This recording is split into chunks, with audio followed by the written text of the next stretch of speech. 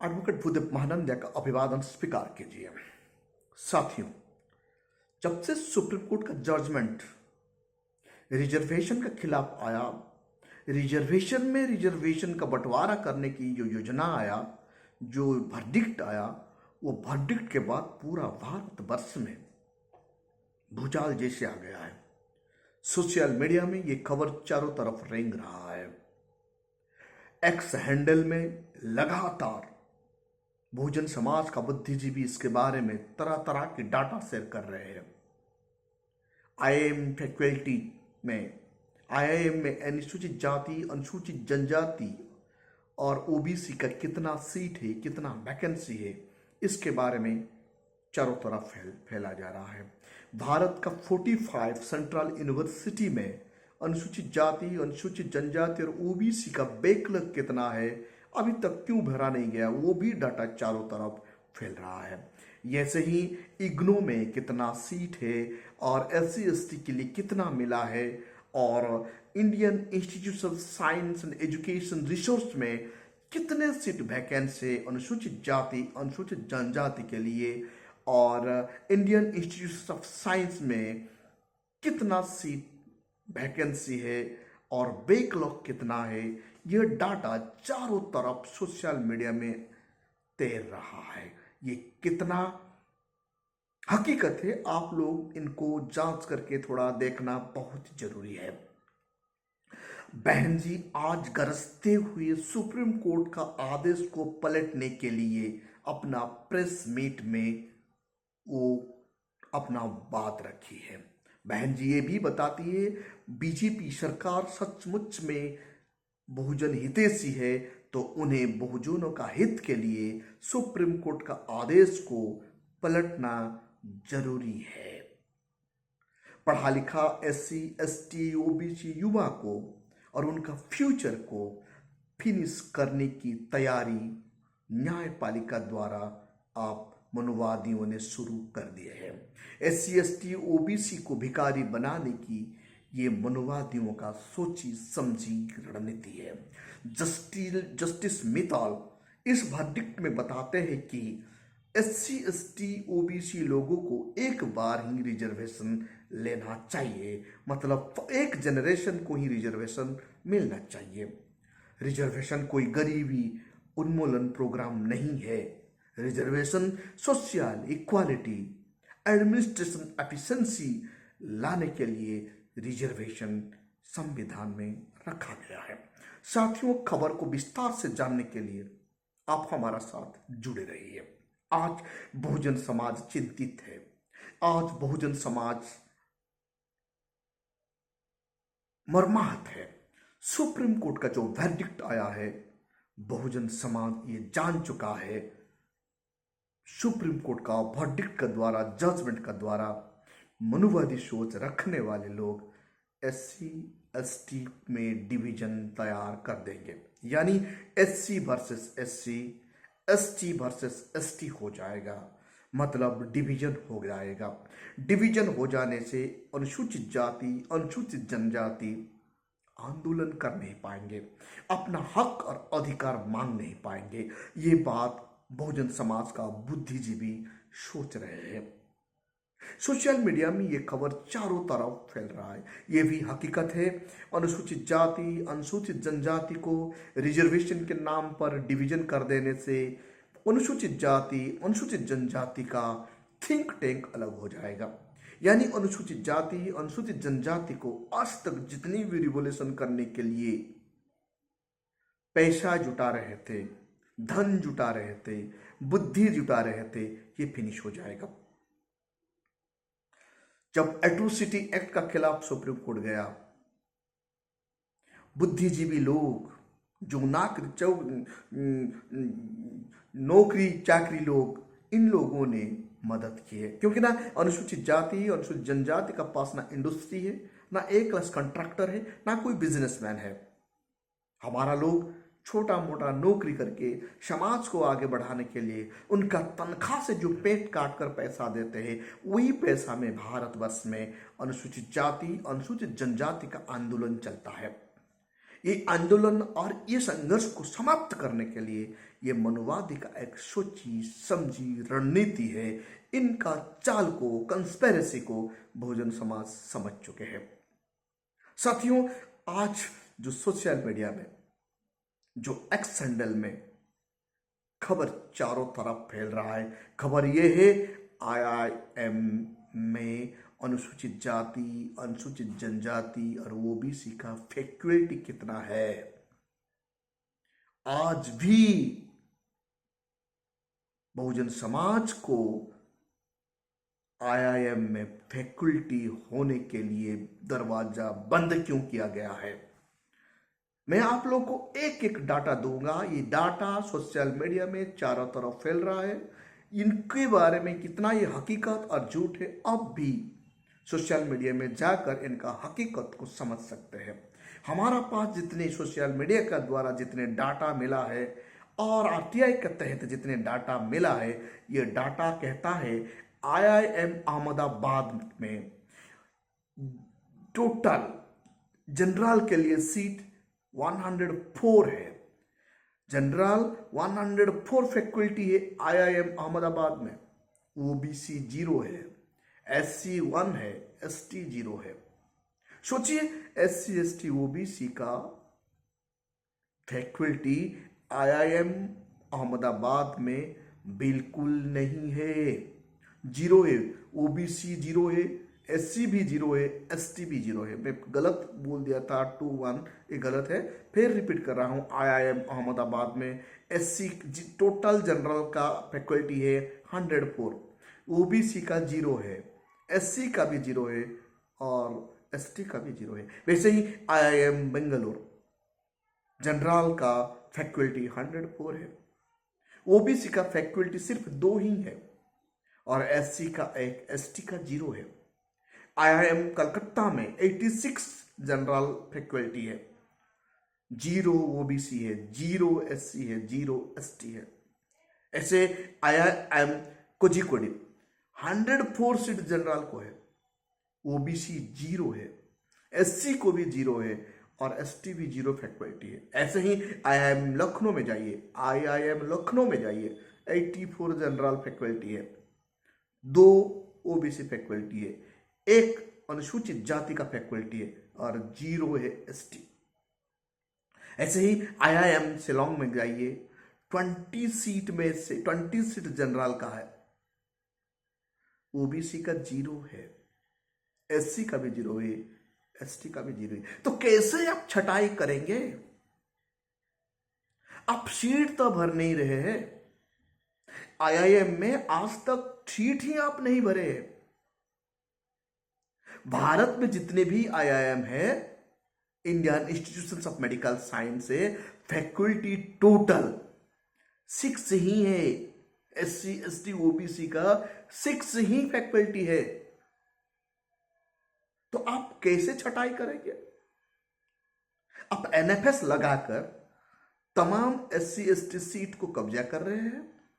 साथियों, एनएफएस ऐसा एक प्रक्रिया है, 3 बार एनएफएस लग जाने से वो सीट जनरल को चला जाता है। ऐसे करके total institutes of medical science में मनुवादियों का कब्जा है। इसीलिए आज मेडिकल कमर्शियल बन गया है, प्राइवेटाइजेशन बन गया है और भारत का मेडिकल को बिजनेस बनाकर रख दिए हैं, सरकारी मेडिकल को बर्बाद कर दिए हैं। कैसे हकमारी हो रहा है? यहां रिजर्वेशन कहां है? बैकलॉग यहां भरा हुआ है, क्यों फिलअप नहीं किया जा रहा है? फिर आप छटनी कर रहे हैं। सुप्रीम कोर्ट वर्डिक्ट दे रहा है क्रिमिलेयर का। क्रिमिलेयर कहां से आ रहा है? मेडिकल में तो लोग ही नहीं है। क्या ये 6 लोगों को आप क्रिमिलेयर मिलेंगे? ऐसे ही भारत का 45 सेंट्रल यूनिवर्सिटी 2021 डाटा कहता है टोटल रिजर्व सीट 5737 एससी के लिए, एसटी के लिए 3097, ओबीसी के लिए 7850। लेकिन वैकेंसी कितना है? टोटल नंबर ऑफ वैकेंसी आज है इतना सीट में भी आप वैकेंसी निकला है 2389 एससी के लिए, 1194 एसटी के लिए, 4251 ओबीसी के लिए। ये बैकलॉग कब भरा जाएगा, ये प्रश्न हम पूछ रहे हैं भारत का मनोवादियों को। कब भरा जाएगा ये वैकेंसी? इग्नो का 2020 डाटा बताता है 380 एससी का पोस्ट है, एसटी का पोस्ट 180 है, ओबीसी का 436 पोस्ट है। उनमें से एससी का वैकेंसी है 157 पोस्ट, एसटी का वैकेंसी 88 पोस्ट, ओबीसी का वैकेंसी है 231 पोस्ट। ये पोस्ट कब भरा जाएगा? आप एनएफएस लगाकर ये पोस्ट हड़पने के लिए कोशिश कर रहे हैं। ऐसे ही Indian institution of science education and research के लिए एससी के लिए 71 सीट है रिजर्वेशन में, एसटी के लिए 19 सीट है और ओबीसी के लिए 153 सीट है। आज भी 28 सीट एससी का वैकेंसी है, भरा नहीं गया। एसटी का 11 सीट अभी भी भरा नहीं गया। ओबीसी का 67 सीट अभी भी भरा नहीं गया। ये बैकलॉग है, कब भरा जाएगा? अब एनएफएस लगाकर क्या ये सब सीट खाने के लिए तैयारी कर रहे हैं? ऐसे ही इंडियन इंस्टीट्यूशन ऑफ साइंस में 168 पोस्ट रिजर्व जाता है एससी का, एसटी का 84 सीट है, ओबीसी का 303 सीट है। अभी भी वैकेंसी है 34 सीट एससी के लिए, 46 सीट एसटी के लिए और ओबीसी के लिए 272 सीट अभी भी बैकलॉग है, ये भरा नहीं जा रहा है। मतलब आप देखिए 2680 सीट एससी का अभी तक बैकलॉग है। इग्नो 45 सेंट्रल यूनिवर्सिटी और science institution of the science education research, Indian institution of the science, इतने इंस्टीट्यूशन में आज भी 2608 पोस्ट एससी का बैकलॉग है, भरा नहीं गया। एसटी का 1344 सीट बैकलॉग है, भरा नहीं गया। ओबीसी का 4082 सीट अभी तक भरा नहीं गया। सोचिए कितना अन्याय हो रहा है एससी एसटी ओबीसी के लिए। फिर मनुवादी जुडिशियरी के द्वारा एससी एसटी ओबीसी बच्चों को, युवा को, करियर को फिनिश करने की तैयारी चालू कर दिए है। इसीलिए बहन मायावती जी आज उनका प्रेस मीट में ये बताती है बाबा साहेब अंबेडकर का दिया गया आरक्षण को आघात दे रहे हैं मनुवादी लोग। बाबा साहेब अंबेडकर का सपना को फिनिश करने की ये जोरदार कोशिश है। मतलब ये जो वर्डिक्ट आया है, ये वर्डिक्ट के तहत बाबा साहेब अंबेडकर का जितना मेहनत करके एससी एसटी ओबीसी को यूनाइटेड किए थे, 6747 कम्युनिटी को जोड़कर 3 वर्ग में बनाए थे, अब इनको तोड़ा जा रहा है, फेयर डिवीजन किया जा रहा है। मतलब डिवीजन करके हमारा हक मारी किया जाएगा। अनुसूचित जाति, अनुसूचित जनजाति और ओबीसी का संवैधानिक अधिकार को छीना जाने की कोशिश ये बहन मायावती जी कह रही है। बहन मायावती जी उनका इंटरव्यू ये भी बताती है आज 10 से 11% लोग ही अनुसूचित जाति, अनुसूचित जनजाति और ओबीसी का कुछ हद तक आगे बढ़ पाए, वो भी लोअर मिडिल क्लास में गुजर रहे हैं। बाकी 90% लोग आज बीपीएल में है, उनका इकोनॉमिक खस्ता हाल है, रहने के लिए मकान नहीं है, खाने के लिए खाना नहीं है, 2 वक्त का रोटी के लिए तरस रहे, अपना बच्चा को अच्छा एजुकेशन भेज नहीं पा रहे हैं। मेडिकल जब हो जाता है तो रोते हैं, बिलखते हैं, मेडिसिन खरीद नहीं पाते, ऐसे ही बुजुर्ग मर जाते हैं क्योंकि वो आईआईएम को कैसे बर्बाद किए हैं। टोटल आईआईएम में एससी एसटी का फैकल्टी, एससी एसटी ओबीसी का फैकल्टी सिर्फ 6 है। इसलिए आज मेडिकल का स्तर इतना नीचे गिर गया है। भारत का मेडिकल का स्तर आज मेडिकल प्राइवेट कर दिया जा रहा है। 90% परिवार SC ST OBC का आज जितना तकलीफ उठा रहे हैं, ये तकलीफ को मिटाने का गवर्नमेंट का आवश्यकता था, जो आर्टिकल 21 कहता है उनका मूलभूत अधिकार को दिलाना। आर्टिकल 14 इक्वालिटी एस्टैब्लिश करने के लिए बाबा साहेब अम्बेडकर ने ये रिजर्वेशन लाए हैं, लेकिन आर्टिकल 335 को बाईपास करके एफिशिएंसी का नाम लेते हैं। वो एफिशिएंसी मीनिंग ऐसा नहीं है।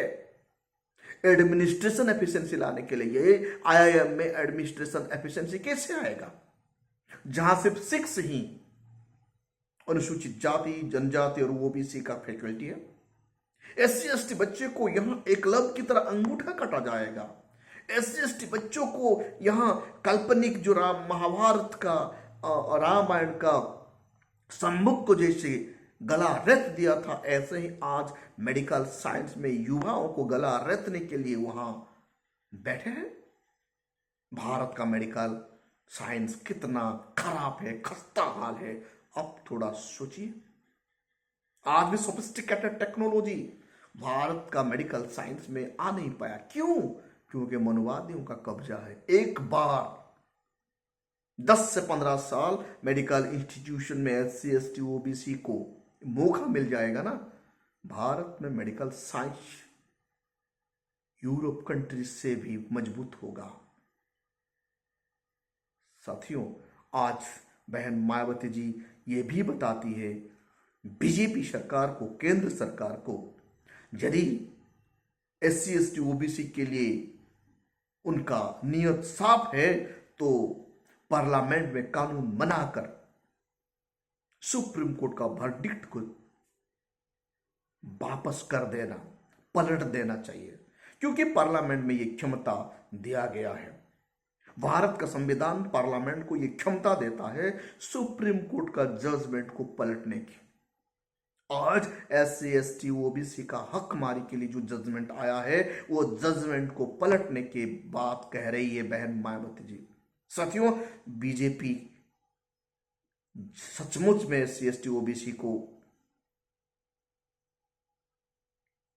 प्यार करता है, उनका हित चाहता है, तो हमारा विदाउट रिवॉल्यूशन यानी जो पीसफुल सड़क मार्च के बिना ही केंद्र सरकार को ये जजमेंट को पलटना चाहिए। जब पलट देगा तो हम सोचेंगे उनका नियत ठीक है।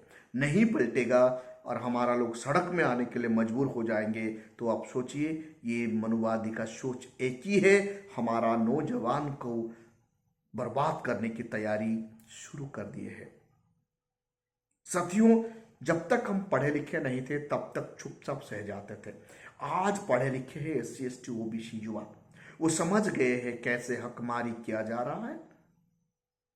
इसलिए अब आक्रोश है, SC ST OBC युवाओं का बीच में आक्रोश फैल चुका है। सुप्रीम कोर्ट का वर्डिक्ट किसी को पसंद नहीं आ रहा है। यानी जो वर्डिक्ट जनहित में नहीं है, ऐसे वर्डिक्ट को लोग कैसे पसंद करेंगे। SC ST OBC को भिखारी बनाने की जो कोशिश है, ये अब सामने आ चुका है। जस्टिस सुप्रीम कोर्ट में justice Mittal just honourable Mittal साहब ये कहते हैं कि रिजर्वेशन सिर्फ एक जनरेशन को मिलना चाहिए। क्या एक जनरेशन को रिजर्वेशन मिलने के बाद जात पात मिट जाएगा? उन्हें एट्रोसिटी नहीं होगा? सोचिए, जब कोई एक ही जनरेशन को नौकरी मिल जाता है तो उन्हें एट्रोसिटी होगा या नहीं होगा? जस्टिस साहब को इतना तो सोचना होगा, जात नहीं जाता है। जब तक हम जिंदा रहते हैं SC ST OBC लोग, तब तक हमें एट्रोसिटी मिलता है। मरने के बाद हमारा डेड बॉडी को भी एट्रोसिटी किया जाता है। तो कैसे बात किया जा रहा है एक ही जनरेशन को रिजर्वेशन मिलना चाहिए? जो मनुवादियों को मंदिर में पीढ़ी दर पीढ़ी रिजर्वेशन मिल रहा है, इसको भी बंद कर देना चाहिए। जो मनुवादी हजारों सालों से IIM का पोस्ट कब्जा करके बैठे हैं, ये भी खत्म कर देना चाहिए, क्योंकि उनका पीढ़ी दर पीढ़ी वो पोस्ट में कब्जा करके रहे हैं। उनको ये नहीं देना चाहिए। साहब, भारत में अभी तक इक्वालिटी नहीं आया है। आर्टिकल 14 आज तक इंप्लीमेंट नहीं हुआ है। डॉक्टर बाबा साहेब अंबेडकर रिजर्वेशन को इसीलिए लाए थे, देश में सोशल इक्वालिटी को एस्टेब्लिश करने के लिए, भारत का प्रशासन को मजबूत करने के लिए। क्योंकि कम्युनिटी जब किसी SC ST OBC वर्ग का लोग एडमिनिस्ट्रेशन में नहीं आएंगे तो एडमिनिस्ट्रेशन एफिशिएंसी नहीं होगा, एडमिनिस्ट्रेशन इम्बैलेंस होगा, एडमिनिस्ट्रेशन में हिस्सेदारी नहीं मिलेगा। इसीलिए आर्टिकल 335 में एफिशिएंसी ऑफ एडमिनिस्ट्रेशन का बात लिखा गया है। लेकिन आप इनको, उनका मीनिंग को बाईपास करके NFS लगाने की कोशिश कर रहे हैं, संविधान को वायोलेशन करके। कहां आप NFS लगाएंगे?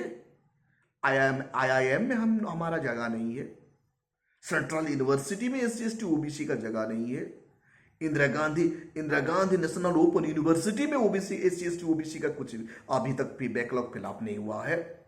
Indian institution of science education and research में अभी तक SC ST OBC का बैकलॉग फिलअप नहीं हुआ है। इंडियन इंस्टीट्यूशन ऑफ साइंस में आज तक बैकलॉग फिलअप नहीं हुआ। आप किसको छांटेंगे? कैसे आप छांटने की बात कह रहे हैं ये वर्डिक्ट का द्वारा? कितना अमानवीयता है। आज भी बहुजन समाज टट्टी साफ कर रहा है। आज भी बहुजन समाज 2 वक्त का रोटी के लिए इधर उधर भिखारी की तरफ घूम रहा है। आज भी बहुजन समाज को रहने के लिए मकान नहीं है। आज भी बहुजन समाज को पहनने के लिए अच्छा कपड़ा नहीं, यानी 90% बहुजन समाज आज सड़क पर है। 2 वक्त का रोटी नहीं मिलता है, कामगार को रोजगार नहीं मिल रहा है, पढ़े लिखे नौजवान को आज फिनिश करने के लिए सुप्रीम कोर्ट का जैसे वर्डिक्ट आ गया, IIM, central university, IGNOU, Indian institution of science and education research, Indian institution of science, ये जो बड़ा बड़ा इंस्टीट्यूशन हम देखते हैं, यहां हमारा रिजर्वेशन ना के बराबर है। बैकलॉग क्यों फिलअप नहीं हो रहा है? इसीलिए इस जगह पर IIM एडमिनिस्ट्रेशन एफिशिएंसी नहीं हो रहा है। SC ST OBC को दरकिनार किया जा रहा है। साथियों, बहुजन समाज का लोगों का जिंदगी में आज दुख का पहाड़ आ चुका है। ऐसे वक्त में तमाम political party SC ST OBC का, तमाम SC ST ऑर्गेनाइजेशन OBC का, SC ST OBC का ऑर्गेनाइजेशन यूनाइटेड होकर मनुवादियों को मुंह तोड़ जवाब देना है संवैधानिक प्रक्रिया में, क्योंकि हम संविधान को पालन करने वाले लोग हैं। नहीं तो बहुजन समाज का जनरेशन बर्बाद हो जाएगा। 2 वक्त का रोटी के लिए वो तरसेगा। आज 90% लोग तरस रहे हैं, आने वाले 10 साल का अंदर 100 में से 100% लोग सड़क पर आ जाएंगे। साथियों, ये आपको सोचना है। आपका इलाका में, आपका गांव में, आपका शहर में, आपको बहुजन समाज को यूनाइटेड करना है और बाबा साहेब अंबेडकर का सपना को पूरा करने के लिए, मनुवादी को मुंह तोड़ जवाब देने के लिए संवैधानिक प्रक्रिया में हम लोगों को सड़क पर शायद आना ही होगा। Thank you. नमो बुद्धाय। जय भीम।